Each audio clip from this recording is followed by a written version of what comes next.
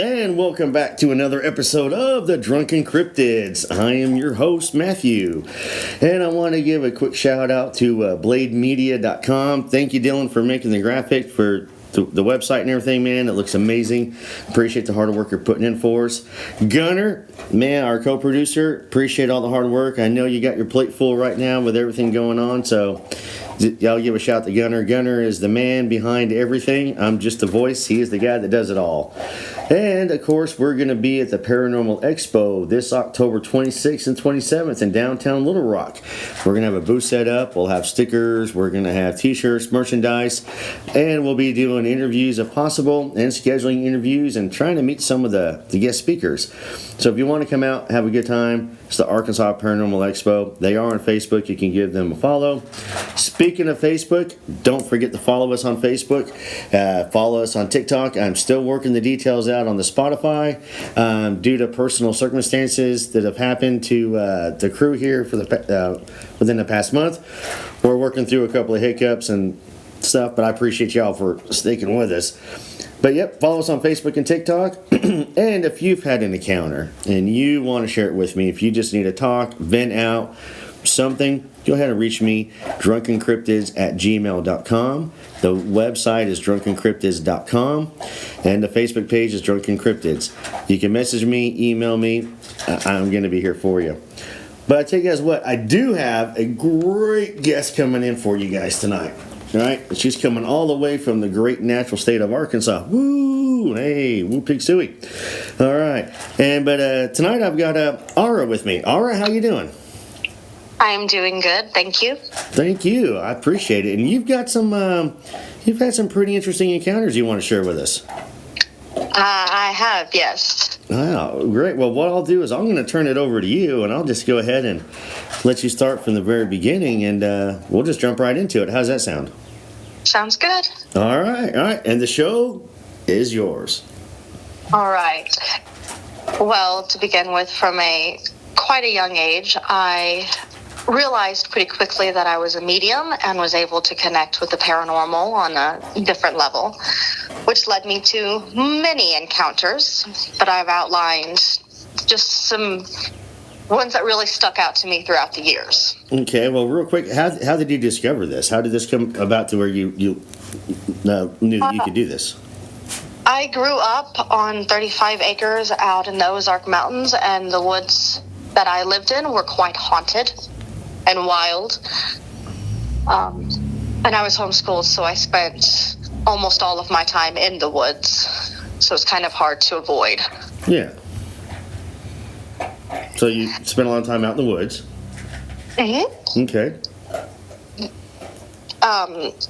First that I remember, I was about 6 years old. I remember we were in the trailer before we moved further into the woods, and I was sitting on my bed. Okay, I'm going to pause you real quick. Everybody, if that noise you're hearing in the background, that's my lovely dog taking his time eating. I decided to make the mistake of feeding my dog prior to doing our recording, so I apologize for the strange background noise. All right, I'm so sorry, Arra. Please continue. It's okay. I remember I was just sitting on my bed, and I heard something underneath my bed. And so I just leaned over from the top bunk and looked under, and there were these very large green eyes. And we didn't have any cats or any animals or anything, and it was much larger than like something normal. So I then crawled off of the bed to look under further, and it wasn't there. And that was the first instance that I remember seeing something that was not meant to be. So were they like glowing green, or was it like an eye shine kind of green, or? Just a beautiful emerald green. They didn't blink. They just stared. Oh, wow. And I guess size-wise, I would say maybe the size of a bobcat. Okay, so something that shouldn't be underneath my bed. Right, and there was nothing under the bed. Nothing. That was my first instance. And then I remember things picked up quite quickly after that. From the ages of about 6 to 8, I remember every night. When I was young, I just assumed they were some type of like dead hounds, like ghost animals. But I distinctly would remember hiding under my covers, frightened, because I could feel their breathing on top of me, and they would sleep on me every night. So you were having these creatures just in your room with you at night on your bed? Yes. And I was too young and too scared to look at them, but I would always feel the indentions of their paws as they laid on me, and I could feel their breath on me. They weren't malicious. I just was inexperienced, and so I just obviously assumed they possibly were scary. But as an adult now, looking back, I'm sure they were just dead animal spirits that needed comfort. Well, do you think maybe they might have been hellhounds or type of hellhound? Oh, no. Hellhounds wouldn't bother coming indoors. All right. Like proper hellhounds. It was... Like I said, I never looked out because I was always just too scared. But they did visit me every single night. That would be a little unnerving. And you had no dogs or anything in the house? Oh, none at all. Wow. Yeah, it was very very unnerving.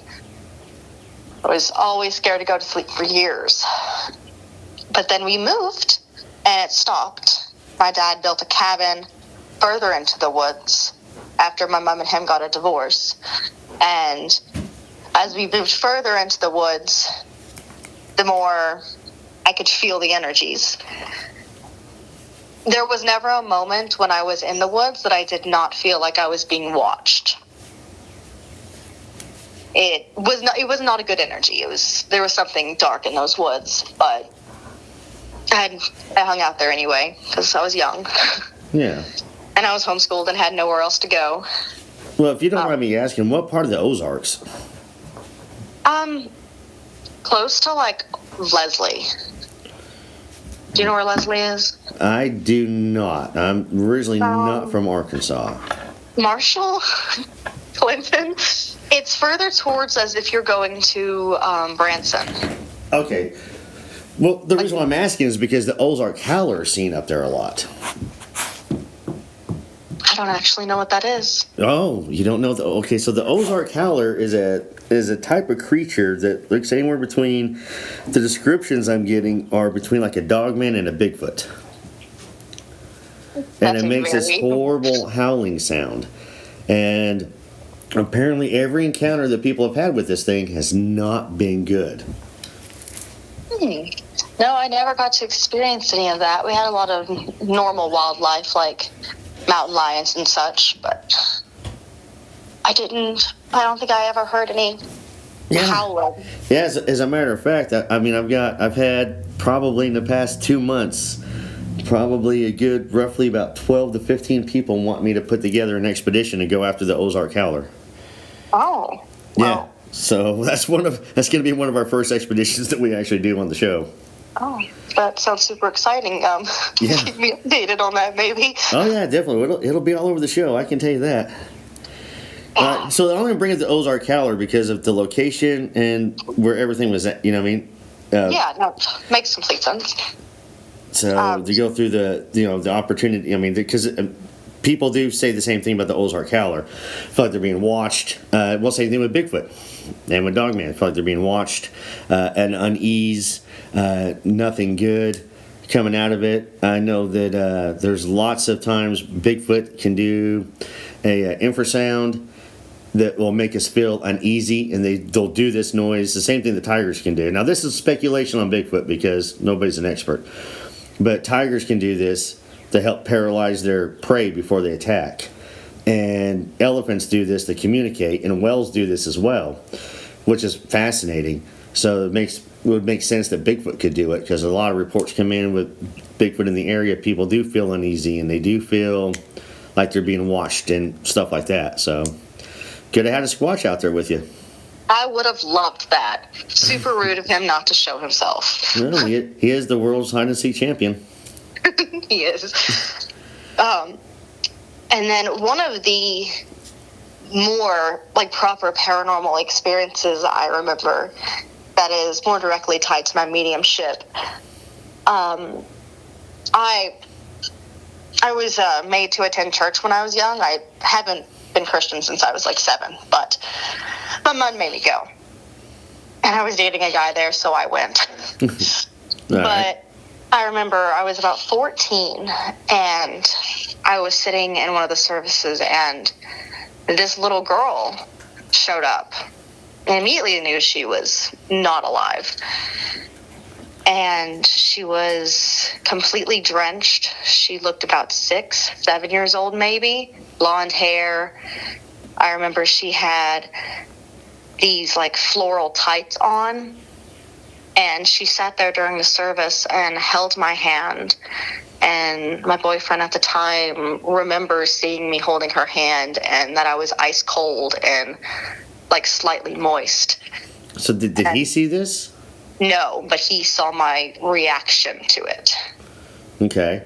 Because I have a theory about, stuff like this, is a lot of it is residual.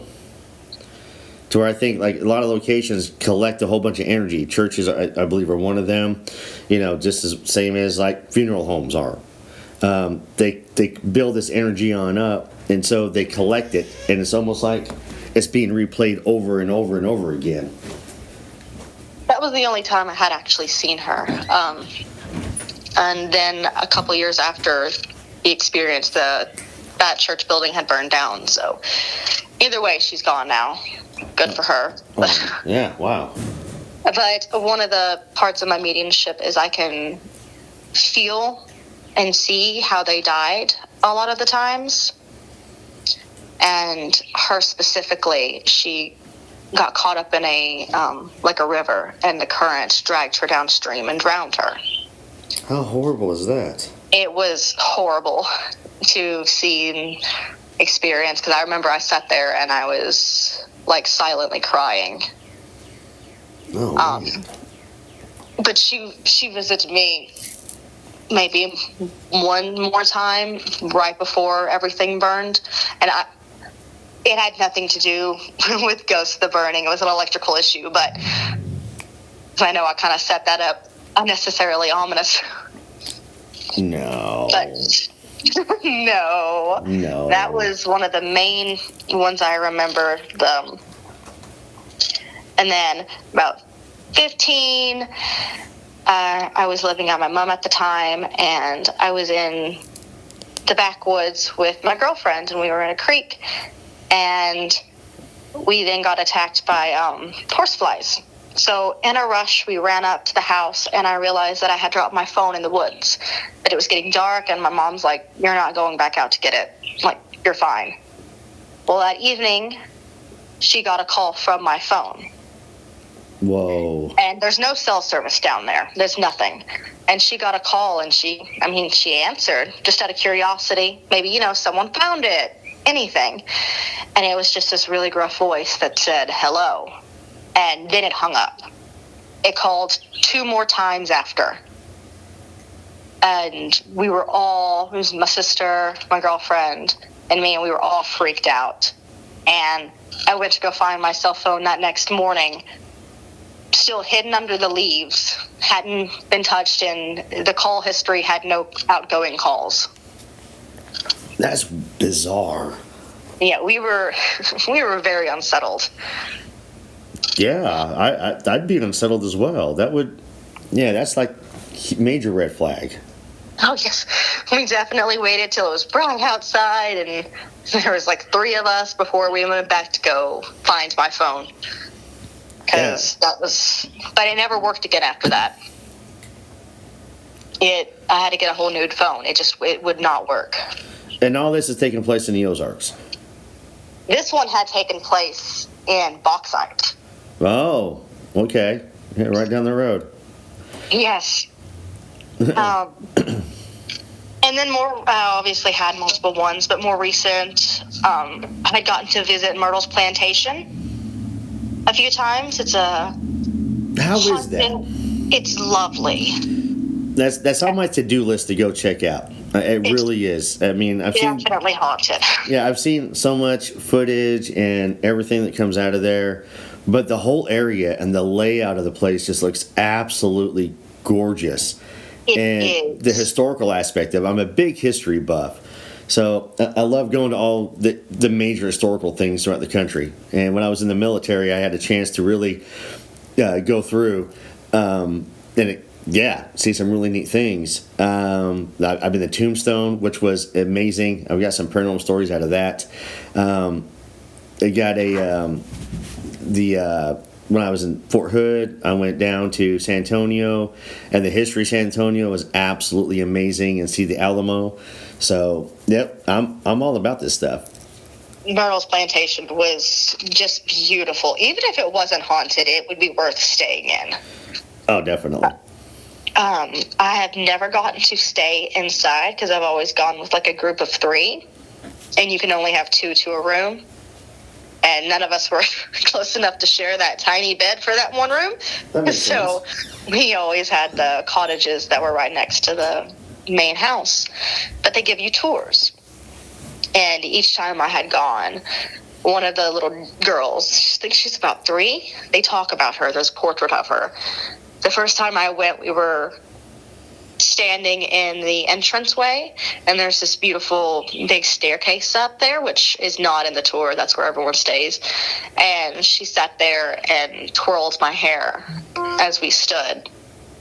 Really? Sweet little thing. Yes, and she's apparently very active with one of the tour guides as well.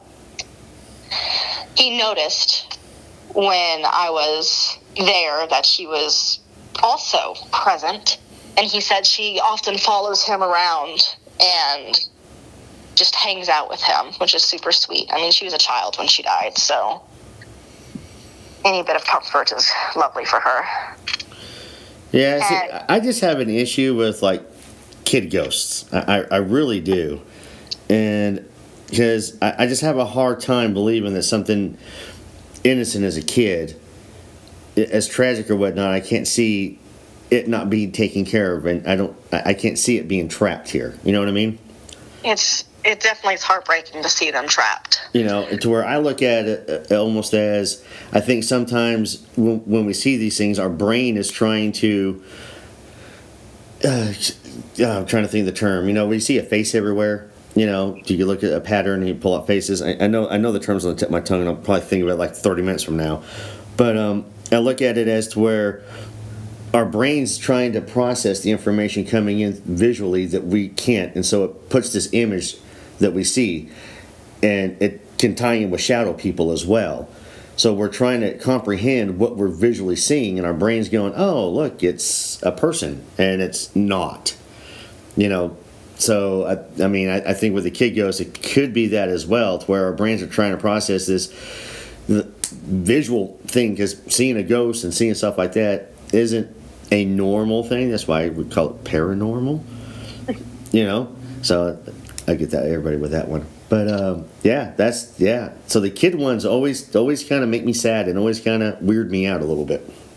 They definitely make me sad, and I always want to do something to help, but there's not much you can do besides like send them on, which I've had to do a few times, but I couldn't exactly do that in Myrtles Plantation. Let me take away the whole reason y'all are expensive. But I do remember it. I was there with 2 other girls, and I was in the room with one. And apparently the other girl the whole night said she heard us giggling the entire night. And no matter how much she yelled for us to like come into her room, we wouldn't. Neither one of us stayed up. We went to bed at like 9:30. Weren't even giggling beforehand, and never once heard her yell for us. And we were like the same wall. She's on the other side, and I'm a terribly light sleeper, so even if someone had gotten out of their bed, I would have woken up. Oh, wow. She said it went on all night. The second we woke up, she was like, y'all suck. Why didn't you come into the bedroom? I was getting freaked out. And we're like, what are you talking about? She said she sat there and yelled for us multiple times throughout the night, and none of us heard a single thing. That's or any weird. giggles. Yeah, that's weird. Yeah. Just little things like that always happen at Myrtles Plantation. I definitely want to go back where I can stay in the actual home. Oh, yeah. Yeah, definitely. I'm all about that. I'm all about going down there and checking it out. It's so pretty. But my best story would probably be the Chupacabra story. Definitely more into the cryptid section instead of paranormal. Well, let's talk about that. All right. It was a good few years back, honestly. I think I was still a teenager. It was around 7 or 8 at night. I was with my mom and sister. We were returning from somewhere in my stepdad's truck, so we were all in the front seat. This was out in Sardis area, just in one of the back roads. We were driving rather slow because my mom can't see that well at night, so thankfully, because it ran out directly in front of us and she slammed on her brakes. And everything just kind of went silent as each of us took in what was in front of us. I, having already been in love with chupacabras, I've done like little speeches and stuff in 4-H on chupacabras. I knew exactly what it was, filled with excitement. But my mom and sister are more apprehensive. But even after seeing this, neither one of them can deny they know exactly what they saw. It had barely any hair, but more like a Mexican hairless dog. It didn't look like it was a mange. It wasn't dry. It just, the absence of hair, except for a few you can slightly see in the headlights. Okay. I'm trying to, size-wise, I would say it was kind of shaped like a Ridgeback, that specific dog breed. They're kind of awkwardly shaped. Almost greyhound size and height. It was very thin.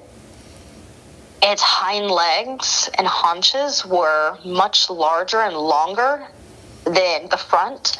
So when it was, standing on all fours, it kind of almost leaned forward a bit. And I remember we all just sat there and it stood up, not proper with its whole back standing up, but was able to lift itself upon its back legs and stared into the car and looked at us too. And then, within a second, just took off. But because it stood up, we were able to see more of its appearance. And the canines, the fangs or whatnot, were very obviously much larger than they ever should have been.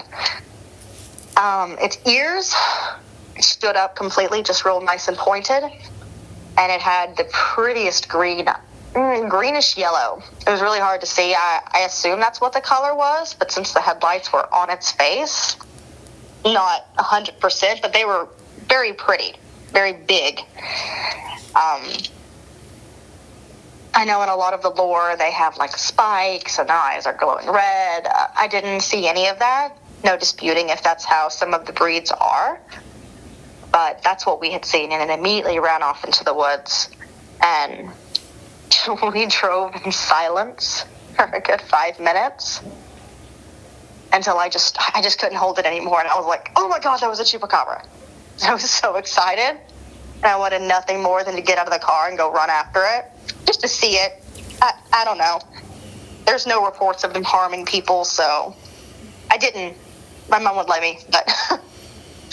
No, they mainly just feed off of livestock.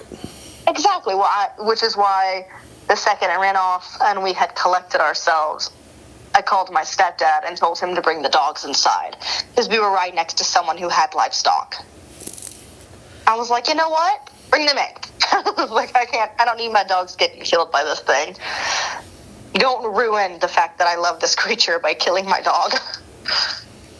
But It was amazing, and even before the podcast, I had talked to them, and I had asked them to see if they could recant any details of it they thought, and they remember about the same as I do.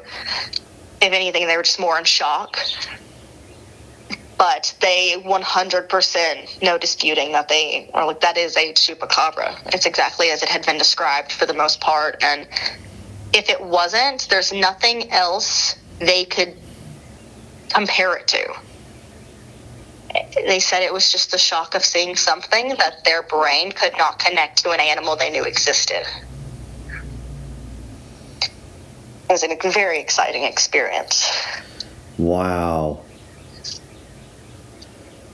And have not seen one since, but I've also not been out like searching for them.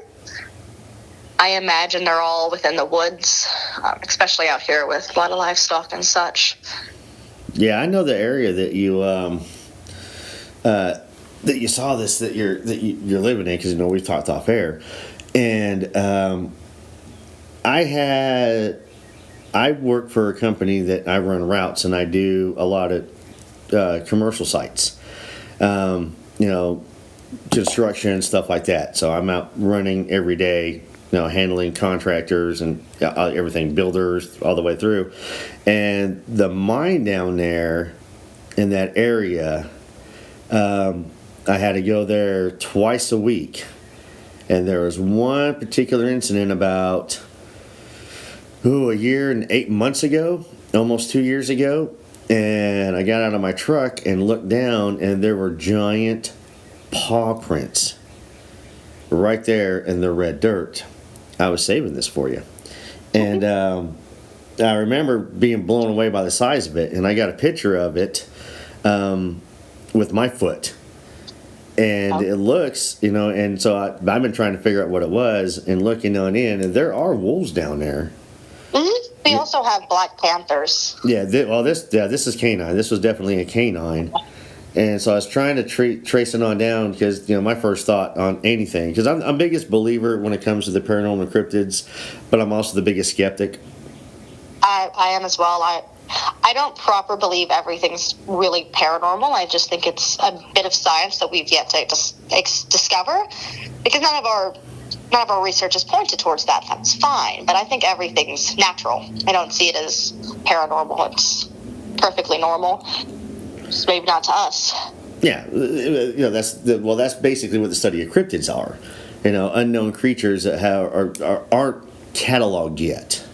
Yes, and we want to catalog them. Yes. And if Bigfoot would cooperate, we'd be all right. That's how I look at it. But with the Chupacabra too, though. So yeah, these giant paw prints. I've actually on one of my TikToks, I actually got the picture posted up there, and with my foot there with it. But yeah, and this was in bauxite, is where these prints were at, and that's the only time I've seen them. That one time, and I haven't been in that area. Yeah, my route's changed, so I haven't been down that area a good 6 months or more. But every once in a while, I think I'd like to just drive out there in my Jeep and just look. There's a gun club out there, and I got a buddy of mine that's a member of it, and I showed him. He's like, "Oh yeah, man, there's wolves out here all the time, and you ought to come on out." So that's on my list. But this Chupacabra, though, this is what's really fascinating to me. I've never heard of a Chupacabra in Arkansas. Now, not saying it's not accurate, I do know that Chupacabras are seen everywhere from Puerto Rico to Central America, all the way up to Maine is where they're at. They travel. So, and I think with a lot of these cryptids, and I think the reason why we're seeing more and more and more recently in the past 10 years could be because since we are expanding and building into their territories, we're going to encounter them. Yeah, their environment's getting smaller and smaller for them to hide. So. Yes, it's just like the old adage. I mean, if you don't want to get attacked by a shark or see a shark, don't get in the water. The more times you're in the water, the more times you're going to see a shark. I love sharks, so I mean, yeah, I'd love to see a shark. So. And the same thing with the woods. A lot of researchers, though, they say the more you go out there, the more you're going to get an opportunity to encounter something. That's why growing up I encountered so many unnatural-like things, because I was constantly going further and further and further into the woods just by myself, exploring, and things start to become a little bit comfortable and don't hide as much. No, you get used to it. Nature comes around apart. You. Yep. Exactly. And a lot of people get away from that, though. I mean, I grew up in northern Utah, so I spent so much time up in the mountains. And when I was able to get my driver's license and drive, that's where I would go. I mean, I wasn't all about. Yeah, I loved being up in the mountains and just walking and hiking and stuff. And I've got a couple stories about that further down the road of my life, and other shows. So, but the Chupacabra thing, I do know that they, with any kind of canine, I do believe that canines are pack animals. Mm-hmm. And so I'm wondering where the other ones were. They probably were ahead, because since we were at a standstill for just a tiny bit after it left, I assume it was the last of the pack to cross the road. That is crazy. It was so exciting. I practically yelled in the car. just the excitement of seeing that bubbled up, because I've loved Chupacabra since I was really young, and I was in 4-H for a bit, and I remember I've done like speeches on Chupacabras, and I had all the information memorized, and being able to see one in person, like non-disputable type of see one, was exhilarating. Man, I can imagine. I know the people who have finally got a chance to see Bigfoot after researching it, they felt the same way. And blown away and just mystified by their encounter. Absolutely. And I mean, at least you're not like a lot of these, shows out there where they're asking for something and it shows up and does something and they freak out. I mean, let's just be honest, because not everything's a demon. And very, very, very few things are demons. I don't understand why so many jump to that conclusion. I'm like, they're not wasting their time just chilling. Because it sells. It's not what it is. It does. It really sells. Does. People want to hear about these things. People want demons. They want to watch demons. It's what they're about. There's a strange fear factor going on in our world, and it's been happening for about the past 15 years or more. People just scared to death of demons, and people are creating, and I don't know whether Hollywood's had a hand in it, but Hollywood's always done scary movies and everything like that as well. But it just seems, for whatever reason, everybody seems more focused on demons, and it's been growing more and more and more in the past 15 years.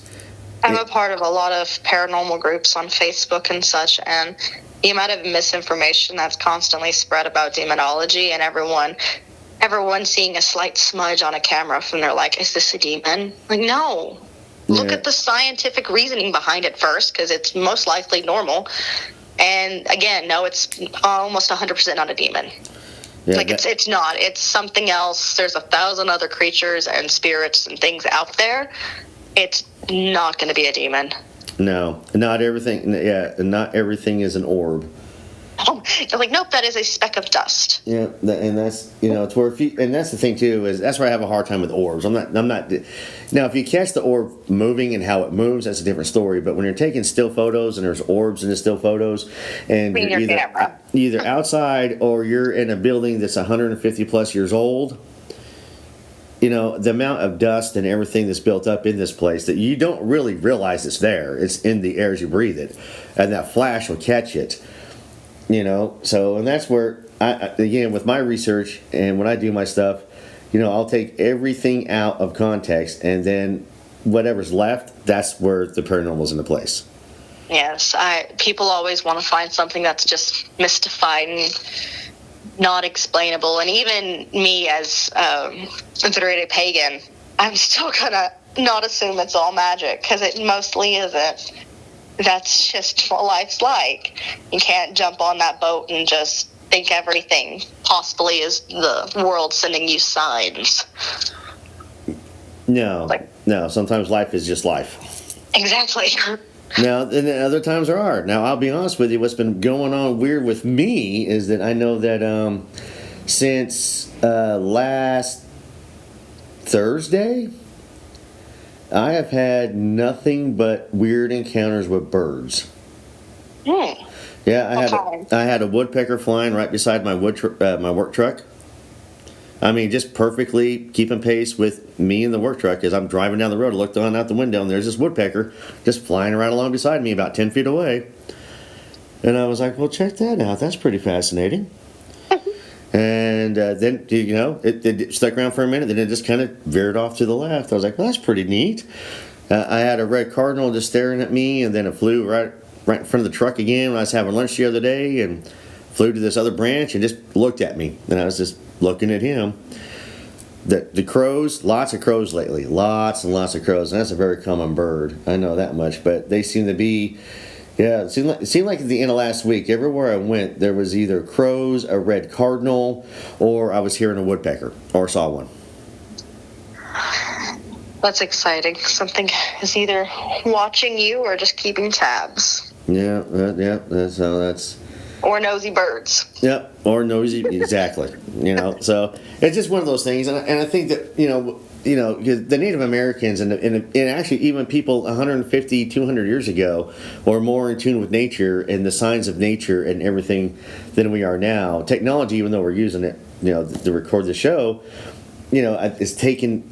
We've gotten away from all that, to where I'm a firm believer, and I try and get out as often as I can, whether I'm going to go spend an afternoon hanging out at Pinnacle, or go out to Petit Jean and go hiking around there, go look for the waterfalls, go do those things, and just to get a day out into it and try and get back in.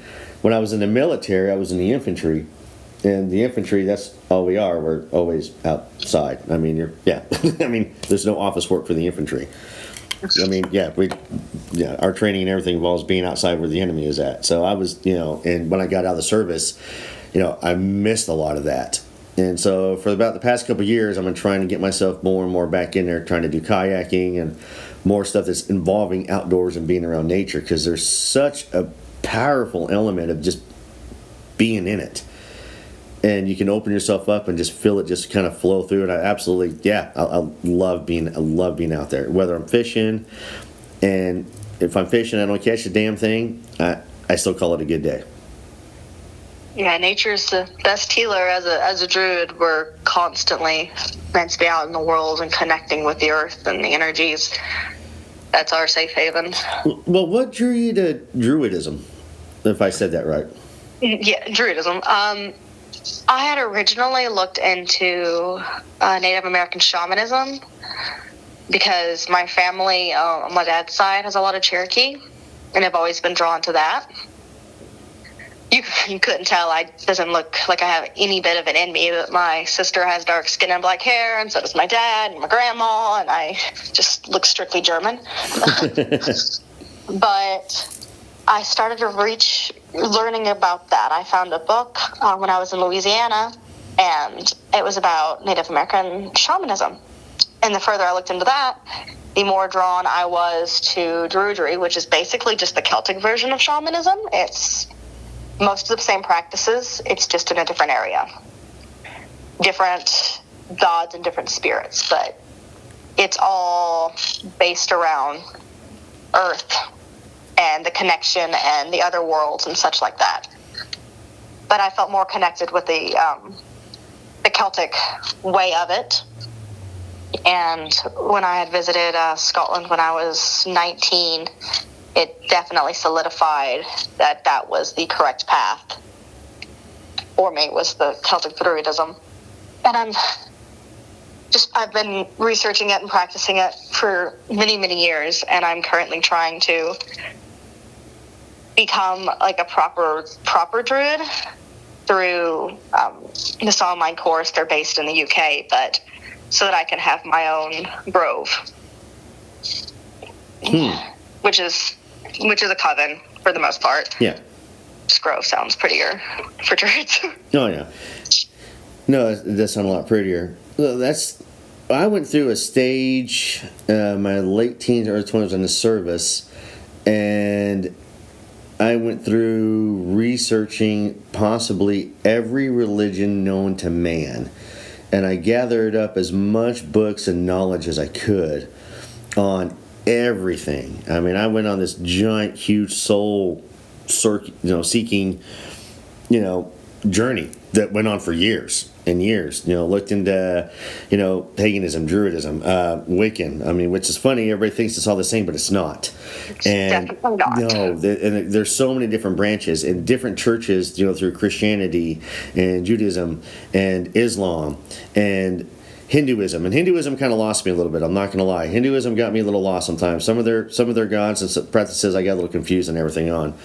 And even when I was younger, though, I was fascinated with ancient Egypt. I don't know what it was, but Egypt was just always fascinating to me. So I did a lot of researching into those. I have an episode coming out with, Anubis. But there were so many things that fascinated me when it came down to all of this. So yeah, I get it. I just kind of went back to Christianity, to be honest with you. I kind of stuck with that one. That one seemed to be the one for me. And and I've got friends who practice what you practice, and I've got friends who are Jewish, and I've got friends who are Catholic, and I've got friends, I'm from Utah, I was raised Mormon. I've got friends that and everything. So, it's fascinating. Absolutely fascinating. This Chupacabra, though, I want to go back to this a little bit. So, let's talk about the greenish yellow eyes. So, you said it ran in front, stood on his hind legs, and stared at y'all, dropped back down to all four, and just kept on going. Yes. Now, so with the eyes, they weren't eye shine, because was it close to the hood? I mean, about how far away from the car was it? It wasn't that far off. That's why I was like, I think they looked greenish yellow, but because of the headlights, I don't think I could give a definite color. Okay. It maybe 10 feet away. So, I mean, it was quite close to the car. We really did almost hit it. So you got a really good visual of it. They're right there in the headlights. Oh, yes. And the legs. So what's fascinating with the legs? So maybe the legs are set up in the rear. I don't know. Maybe kind of like a kangaroo has those strong. Yes. You know what I mean? The back haunches were way too big for something that spends all of its time on four legs. I don't imagine they stand up and walk about, but I can easily see them standing up to grasp things or to climb better, to run better. Just the more of the power and the muscles, because everything else was quite thin, was based in the hind haunches. Did it move off the way a normal dog would walk off? No. It moved off in a real unsettling way. I guess the only way that I can compare it to, this is going to sound ridiculous, in Harry Potter, the Half-Blood Prince, Remus Lupin turns into a werewolf. And when they first see his silhouette and he kind of walks a bit, like that. I'm going to have to rewatch. I haven't seen that in forever. I'm going to have to rewatch that. That specific scene, how it walked and moved was very, very similar. But the body type for Remus Lupin was similar with the, thicker haunches and stuff like that. So I think it's just how they're built. But it was kind of like a waddle? No, more graceful. Like it didn't seem to put all of its weight on its front legs at all. It was really quick, but it was very sure of its footing, if anything. Oh, wow. Oh, wow. Huh. But I didn't hear it make a noise or anything, but the moment it stood up and looked at us, it was very uneasy. Because I think it was just as curious about us as we were about it. I don't feel it was like a dominant thing or a thing to scare us. I really do feel it was just curiosity on its part. Yeah, that's what it sounds like when it stopped, stood on up, looked at y'all. Anytime, normally when an animal's making itself larger like that, stands up or does something, it is trying to do an intimidation factor. But we were in a truck, and I think he just wanted to look inside the truck.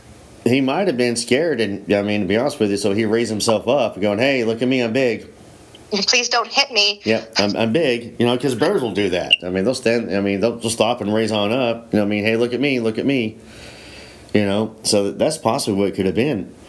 But absolutely. Nothing ever since, though. Nothing at all. And you're still living in the same area. Yep. Now I just have a bobcat that bothers me, but nothing else. Bobcats are kind of cool. Yeah, I don't mind her. She just comes up and yells at me when I'm outside at night. That's hilarious. It's scared me to death the first time. I was just enjoying the silence, and then I heard it. And growing up where I grew up, I knew what that was. We had more cougars where I lived, but I definitely know what a bobcat sounds like. Weirdest little sound. Yeah, that was scary at night. I can tell you that. Yeah, and so every so often, like every few weeks I'll be out here enjoying the silence, doing ritual or something, and I'll hear her out there in the woods just yelling at me. Like, I can see her. She doesn't do anything. She just yells.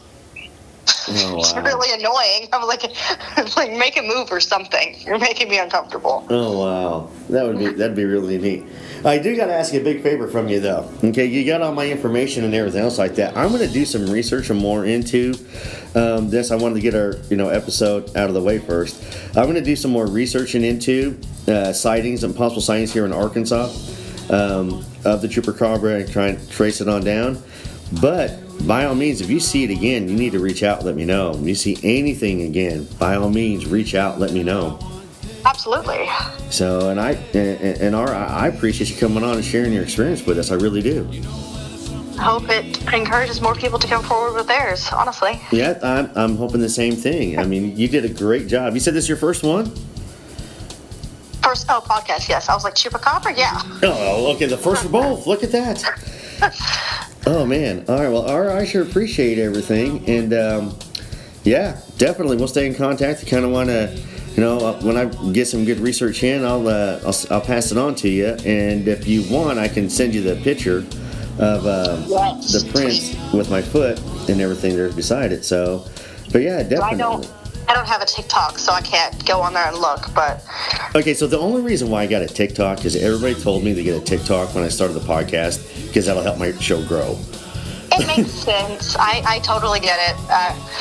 I've just avoided getting it so far. Me too. I was not on the bandwagon. And so what's funny is that some of my friends were like, yeah, go follow my TikTok. And I'm like, you got a TikTok? I was like, I know. I said I never would, and here it is. But I haven't had a problem with it yet. It's actually, I'm having a lot of fun with it because I can get in like a minute and a half little spills. So... See, I do tarot reading, and everyone keeps telling me to get on there and to promote, but I don't like doing it. I want to see people in person, so it makes it difficult. I can do a tarot reading just fine, not in person, but I like seeing them. Yeah, I get that. You get a little bit more of their energy and stuff. Yeah. I understand that completely. All right, well, Arra, we'll stay in contact and everything, and I definitely appreciate you coming on the show. Oh, thank you for having me. No, not a problem at all. Well, folks, that's another episode of the Drunken Cryptids. Thank you for tuning in. Don't forget, though, that we, if you've had an encounter and you want to reach out to me, drunkencryptids@gmail.com. Follow us on Facebook. Follow us on TikTok. And I'm going to get the Spotify thing fixed. Maybe it'll be up and running by the time this episode airs. Gunner, man, I appreciate all the hard work you're putting into the show. You're a great dude. Never give up on that one. And until next time, folks, I appreciate it. Y'all stay safe out there.